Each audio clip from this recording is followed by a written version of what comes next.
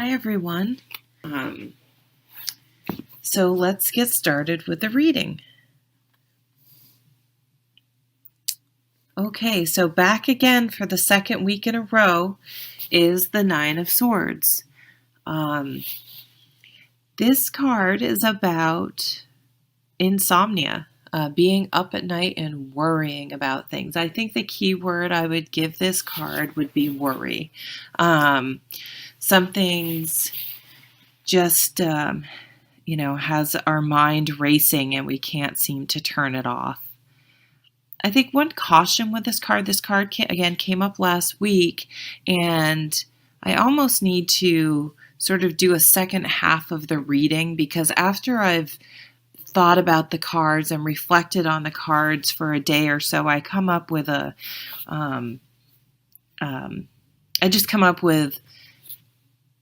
things just gel a little bit more. So I may consider doing sort of a follow-up to these readings after I've reflected on things for a day or so. And I hope you guys do that as well, because that's where I find I get the most out of my cards. Is they're thought-provoking, and I consider things from different angles, and that helps to really put things in perspective, and it brings me peace, actually, because I feel like I've thought things through and considered every angle, and I'm usually able to put it in some sort of context that feels okay, or understand that I just need to accept it for what it is, or something like that. So, I think what struck me last week was that I think we have to be careful that what sort of triggered these sleepless nights truly deserve the amount of worry that we are giving them. Because, it's surprising to me what little things can happen that can kind of set me down that negative thinking patterns, spiral downward into just self-doubt and worry, and really throw me off track. It's odd, the things that can send me there. And when I really think about it, like, is this going to bother me in a week, a month, a year? It's usually no. Yet I have things that just creep up from years ago that I just really have a hard time. And they can just set me reeling. It's very strange, and I think I'm not alone in that. So I guess try to gain the perspective, like, is this really worth it? And try to do some breathing to let it go, or write things down. And that used to help me. I had a hard time about a decade ago, and I had a lot of sleepless nights, and I used to keep a pad of paper next to my bed and write things down, and it really did help release things, and I was usually able to sleep after that. So if you're having trouble with insomnia, you could try something like that. So let's see what the next card is. Oh, so the next card is the High Priest, which is the Hierophant in the traditional deck. So this card, I actually have a video about this card. On the most mundane level, this card points to institution, tradition, higher education, sort of formality, things like that. But it does hold the meaning of a teacher. So if you're in need of a teacher, one will appear, or you could be a teacher to someone else. But for me, I really have expanded the meaning of this card, where I challenged people with this card to really shift their idea of who can be a teacher to them. For example, my son has been one of the biggest teachers of my life.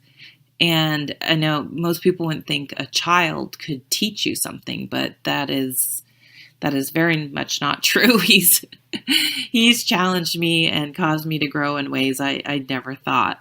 So I think this card, perhaps if you're really struggling, like these sleepless nights, maybe, it may be something like go to your spiritual leader or a teacher or someone like that. That's absolutely a problem. Maybe you need to go back to school. Maybe you want a different job or something, and that's all very much a possibility. But expand your mind and open yourself to the possibility that maybe this person, if it's a person that is causing you to worry, look for the fact that even though if this person isn't treating you well, they may very well be there to teach you a lesson. You can,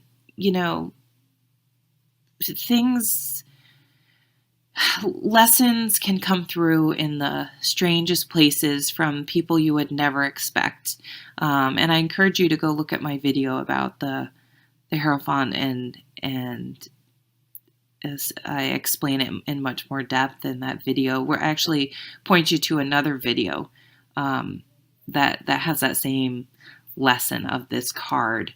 You never know where you're going to learn a lesson. So don't only look to,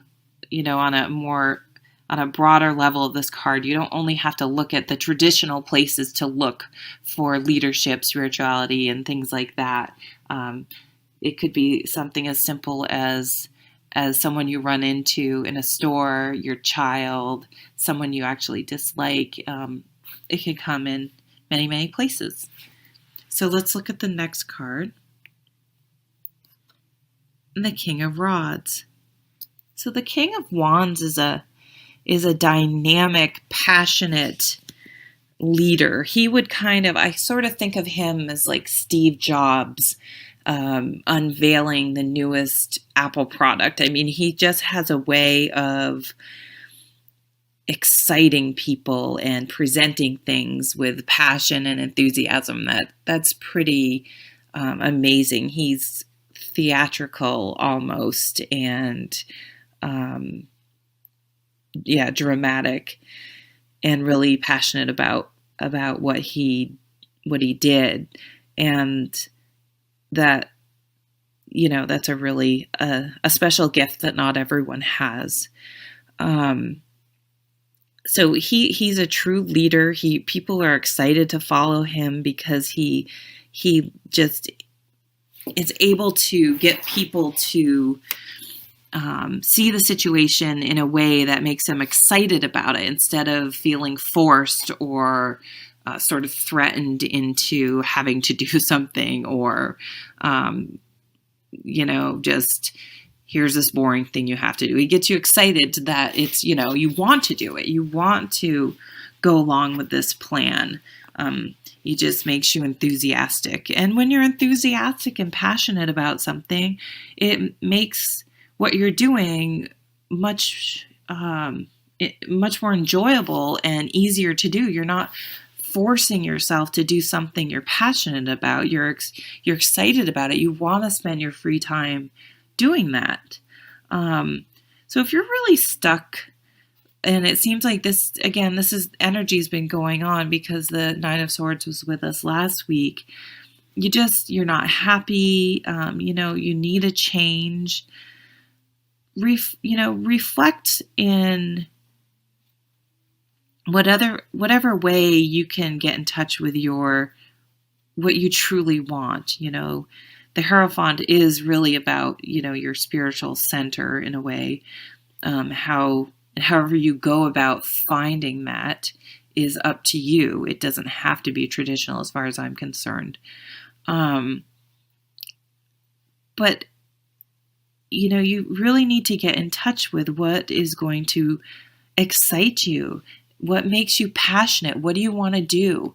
Is it, if your job's not doing that, or, you go home and you sort of daydream about these things, but you don't really do it, challenge yourself or excite yourself, or talk to people who are interested in the same things you want to do, and try to find something that you're passionate about, because it will make what you're doing not seem like work.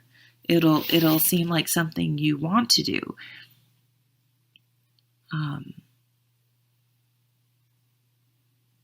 Yeah, so let me just look at the cards for a second.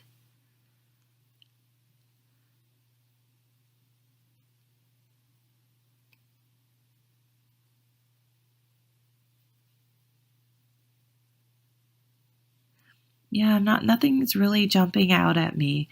I think she's, this worry, we need to sort of center ourselves and look for some advice or signs. Be open to signs, um, and maybe go to a non-traditional place for some advice or help, to